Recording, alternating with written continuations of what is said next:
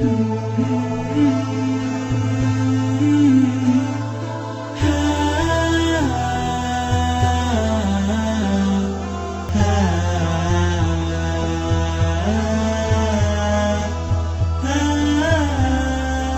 teman-teman sekalian dalam masalah kiprah Hudzaifah radhiyallahu dalam kancah peperangan, yaitu di perang Khandaq, ya, atau perang Ahzab.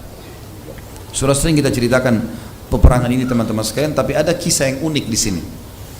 Jadi setelah 45 hari dikepung Madinah oleh orang-orang Quraisy dan pasukan Ahzab. Ahzab kan jamak daripada hizib, yang berarti kelompok.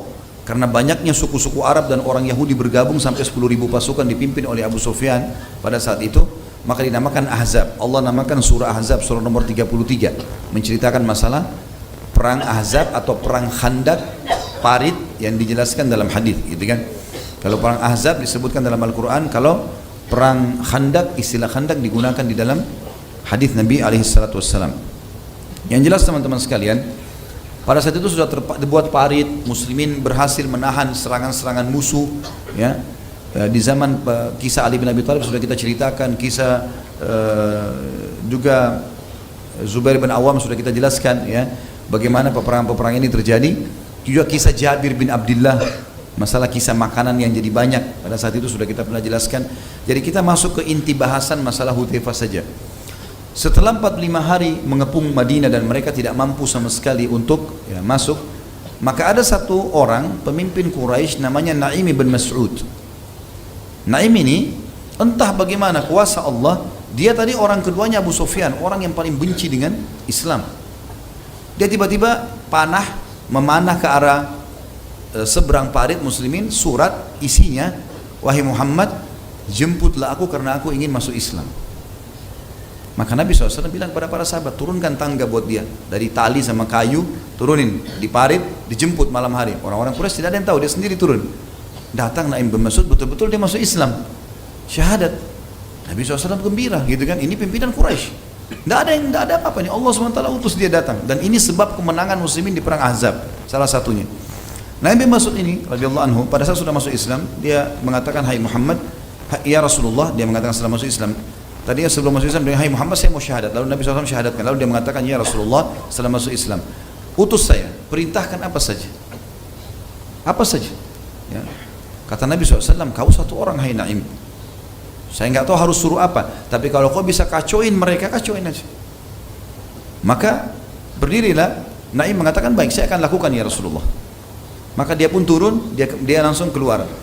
Ini kalau tidak salah pernah saya ceritakan, tapi saya review kembali. Kalau meja ini kita ibaratkan parit, ya, parit yang digali di Madinah, di pojoknya itu ada benteng suku Quraidah, suku orang Yahudi yang berkhianat kepada Nabi SAW. Tadinya punya kesepakatan damai, nggak boleh lolosin pasukan musuh masuk, tapi mereka berkhianat, gitu kan. Mereka mau lolosin masuk pasukan Ahzab. Naim langsung datang ke sana, terus ngobrol, minta izin sama pemimpin Yahudi Quraidah, "Izinkan saya masuk." Karena ditahu Naim maksudnya adalah pimpinan orang Quraisy, diizinkan masuk. Dia bilang, "Saya mau kumpul sama tokoh-tokoh kalian." Ngumpullah dengan tokoh-tokoh orang Yahudi. Lalu kata Naim, "Hai orang-orang Quraidah, kira-kira kalau orang-orang Quraisy pulang tinggalin kalian akan selamat dari serangan Muhammad? Kalian kan sekarang merasa kuat karena ada mereka. Sekarang saya lihat kejenuhan di pasukan Ahzab ini besar sekali, gitu kan. Jadi tujuan Naim ingin mengacaukan mereka, gitu kan. Maka kalau mereka pergi, pasti kalian akan diserang oleh Muhammad dan kalian tidak akan punya potensi untuk melawannya." Lalu kata orang-orang Yahudi, "Lalu apa saranmu?" Kata Naim, "Saran saya, minta 10 orang dari tokoh Quraisy bergabung di pasukan kalian, supaya kalaupun mereka bosan jenuh, mereka nggak mungkin tinggalkan 10 pimpinannya itu. Hanya untuk bergabung dengan pasukan kalian saja, nggak usah yang lain." Mereka bilang, "Bagus, ide yang bagus." Baiklah, Naim langsung turun dari benteng. Malam itu juga, ya, malam itu. Kemudian dia kumpul kepada pasukan Quraisy secara khusus, karena pimpinan pasukan Abu Sufyan dari Quraisy. Quraisy itu jumlahnya kalau nggak salah sekitar 4.000 orang, termasuk yang besar sekali di pasukan Ahzab. Maka berkatalah Naim, "Hai Quraisy, kalian tahu kan?" Sama tadi di Yahudi juga dia bilang itu. "Kalian tahu siapa saya?" "Iya, tahu." "Kalian tahu kebencian saya pada Muhammad?" "Tentu tahu." "Kalian tahu, ya, Bagaimana hubungan saya sama Quraidah? Tentu tahu. Bagus sekali hubungannya. Baik, saya melihat Quraidah telah berkhianat. Quraidah telah berkhianat. Dan sebagai bukti, mereka akan meminta 10 orang dari kalian, orang-orang Quraisy, 10 orang untuk dijadikan tebusan kepada Muhammad. Seperti itu. Kata mereka, kalau itu betul terjadi, ini pengkhianatan yang besar, gitu kan? Kata orang Quraisy. Tapi Abu Sufyan jeli. Abu Sufyan itu pimpinan mengatakan, sebentar, saya pastikan dulu ke Quraidah. Lalu dia pergi ke sana, minta dibukain pintu gerbang, dibuka. Lalu Abu Sufyan kumpul. Abu Sufyan pakai strategi perang. Dia tidak bertanya apakah Naim datang segala macam, enggak. Bukan seperti kita kalau ngobrol sama teman, perang beda, gitu kan? Maka dia bilang, hai Yahudi, besok kita akan serang Madinah. Kalian dari benteng kalian, kami dari parit, dari depan parit, gitu kan? Kata orang-orang Yahudi, hai Abu Sufyan, engkau tahu kalau besok ini hari Sabtu. Hari Sabtu kami nggak berperang, orang Yahudi. Mau Yahudi waktu itu memuliakan hari Sabtu, mereka nggak perang hari Sabtu. Mereka takut kalau lakukan kegiatan yang dilarang hari Sabtu itu mereka duduk di rumah ibadah, gitu. Sampai mereka pernah memancing, akhirnya Allah kutukkan gitu. Yang terkenal dengan Ashabus Sabt. Ringkas cerita, kata Abu Sufyan, baiklah kalau gitu. Hari Ahadnya, lusanya kita perang, gitu kan? Kata orang Yahudi, boleh saja, tapi dengan syarat, kalian harus berikan 10 pimpinan kalian pada kami, supaya bersama pasukan kami. Kata Abu Sufyan, benar nih Naim. Benar nih Naim, gitu kan? Maka Abu Sufyan pulang. Malam itu juga pulang, kumpulin orang-orang, gitu kan? Bersamaan detik itu teman-teman sekalian, pas Naim lagi mundur, tuh pulang, wahyu datang kepada Nabi SAW. Kalau Naim berhasil mengacaukan mereka. Lagi dingin, gelap Madinah waktu itu, sudah 45 hari dikepung. Dan perlu kita tahu, hari kemarinnya, hari ke-44, Quraisy menyerang besar-besaran dari pagi sampai maghrib. Sampai para sahabat telat sholat asar. Nabi SAW aja sholat asar di waktu azan maghrib. Pada saat itu karena mereka buat pasukan kudanya itu di bagian depan parit, mukul-mukulin kaki kudanya supaya paritnya runtuh tanah gitu kan, supaya bisa diinjak. Dari belakang itu pasukan pemanah. Dan ini 10.000 orang, banyak sekali. Maka para sahabat tersibukkan sampai Umar mengatakan, ya Rasulullah, sungguh orang-orang kafir ini sudah merepotkan kami. Saya tidak sholat asar kecuali baru saja ini, sebelum azan maghrib. Kata Nabi SAW, hai Umar, saya belum sholat. Maka Nabi SAW sholat berjamaah dengan sahabat yang belum sholat pada saat itu, gitu kan? Seperti itulah. Yang jelas Nabi SAW waktu itu sahabat di malam itu lagi gelap, dingin luar biasa. Dan memang Madinah sangat dingin. Kami pernah rasakan di musim dingin pada saat kuliah di sana, luar biasa dinginnya, bisa sampai 5-4 derajat, dingin sekali. Yang jelas teman-teman sekalian, kata Nabi SAW kepada para sahabat, kan gelap nih. Nabi nggak suruh nyalain obor supaya musuh nggak tahu di mana posisi muslimin. Nabi cuma bilang, siapa yang bisa pergi nyebrang ke sebelah, ya, ke pasukan musuh dan membawakan informasi kepada saya, dan dia akan menjadi rekanku di surga. Bukan cuma masuk surga, jadi partnernya Nabi di surga. Saking dinginnya, gelapnya, takutnya orang-orang, kata Hudzaifah, tidak ada yang bicara. Nggak ada yang bicara satupun. Nabi ulangi lagi, siapa yang mendatangkan informasi dari pasukan musuh kepadaku, dia akan jadi rekanku di surga. Nggak ada yang nyaut. 3 kali nggak ada yang nyaut. Ada 2 riwayat. Riwayat pertama, Nabi SAW mengatakan, Hudzaifah berdirilah. Hudzaifah dipanggil. Riwayat kedua, Nabi SAW lalu berjalan di sekitar sahabat. Kata Hudzaifah, waktu itu saya kedinginan, tidak punya penutup badan kecuali selimut istri saya yang kecil. Saya bawa ke tempat parit yang bisa menutupi cuma sampai lutut. Betis saya sampai kaki ini dingin sekali, gitu kan? Tiba-tiba kaki Nabi SAW tersentuh di kaki saya. Lalu Nabi tanya, man, siapa ini? Kata Hudzaifah, Hudzaifah ya Rasulullah. Kata Nabi SAW, kum ya Hudzaifah, berdiri kau sekarang, kau yang tugas, gitu. Jadi akhirnya Hudzaifah bilang, saya pun berdiri, gitu kan? Berdiri, karena diperintahkan oleh Nabi SAW. Maka kata Nabi SAW, pergi ke sana hai Hudzaifah, ambil informasi dari mereka, tapi jangan lakukan apapun kecuali itu saja. Ambil informasi, apakah mereka akan bubar, tidak bubar, itu saja, pulang ke sini. Jangan perang, jangan membunuh, jangan mengambil apapun, pokoknya jangan apa-apa. Baiklah, kata Hudzaifah, demi Allah waktu itu dingin luar biasa, seperti menusuk tulang-tulang. Tapi begitu saya mengiyakan, tiba-tiba badan saya jadi hangat.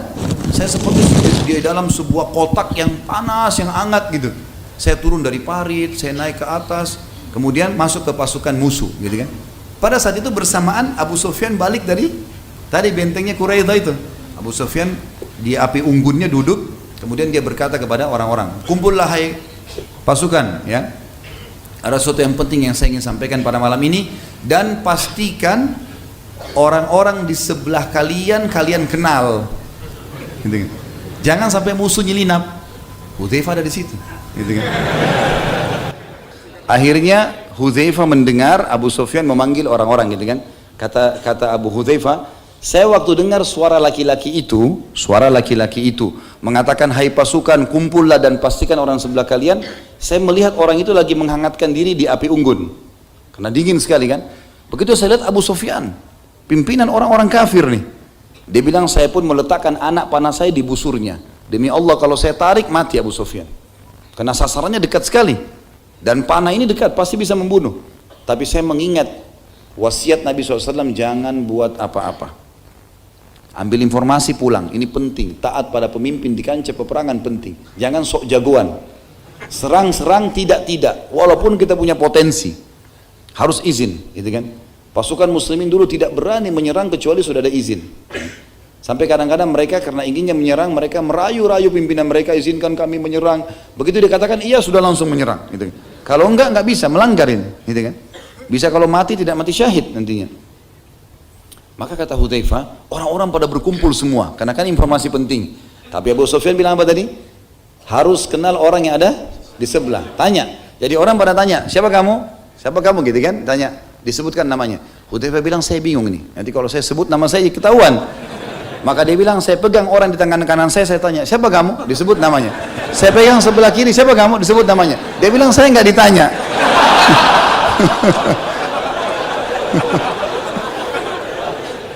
Ini kecerdasan. Sampai dia bilang, saya nggak ditanya akhirnya. Setelah itu dia bilang, saya dengar Abu Sufyan bicara, ada berita penting, Quraidah telah berkhianat, dan hai manusia, malam ini angin. Pas waktu itu angin berhembus, kata Hudzaifah, keras sekali, sampai tidak ada kemah, tidak ada kendi-kendi air, panci-panci, semuanya Quraisy terbongkar semua. Kuda-kuda pada lepas dari talinya, gitu kan. Kata Abu Sufyan, Quraisy sudah berkhianat dan kalian lihat angin ini begini kencang. Tidak ada alasan untuk kita tinggal, maka saya perintahkan kalian pulang. Kata Hudzaifah, begitu dengar kata-kata pulang, ternyata memang kejenuhan di pasukan Quraisy, pasukan Ahzab sudah sangat besar. Mereka pun saling mengatakan, pulang, kita sudah dapat perintah. Maka mereka pun semua pulang pada malam itu. Kata Hudzaifah radhiyallahu anhu, saya pun pulang. Saya pun pulang, kemudian saya menyeberang Khandaq sampai masuk ke kemah Nabi SAW. Nabi SAW lagi sholat malam. Dia bilang, saking dinginnya, saya begitu masuk kemah, gitu kan, begitu masuk kemah, tadinya hangat, dingin itu kembali, hilang. Jadi tadi itu hangat cuma Allah kasih untuk mendatangi musuh saja, gitu kan. Dia bilang dingin sekali, tiba-tiba saya menggigil, kemudian saya duduk, menjongkok, gitu ya. Dan Nabi SAW melihat saya, lalu Nabi SAW memberikan kepadaku lagi sholat. Beliau mengambil ya kain beliau, ada jubah beliau yang tebal, lalu diberikan kepada Hudzaifah. Dan Hudzaifah bin Yaman memasukkan telapak kakinya di bawah kaki Nabi SAW. Artinya ada sejarah Nabi SAW, beliau berlindung di situ.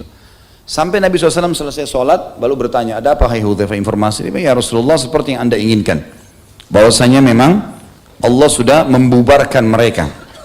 Kata Nabi SAW, alhamdulillah kalau begitu. Tidurlah, ya. Maka Hudzaifah pun tidur. Kata Hudzaifah, saya tidur nyenyak, gitu kan. Sampai saya tidak bangun kecuali Nabi datang dan menendang kaki saya sambil mengatakan, bangunlah wahai tukang tidur. Dan pada saat saya bangun, gitu kan, sholat subuh, kemudian saya melihat pasukan Ahzab sudah bubar. Tapi ini termasuk disebutkan oleh para ulama tentang bagaimana keberanian Hudzaifah radhiyallahu anhu untuk menyeberang ke musuh. Ini nggak gampang. Pasukan 10.000 orang, gitu kan. Dan dia menyelinap ke sana, ini nggak sembarangan. Tapi ini keberanian yang Allah Subhanahu wa ta'ala karuniakan kepada manusia terbaik ini.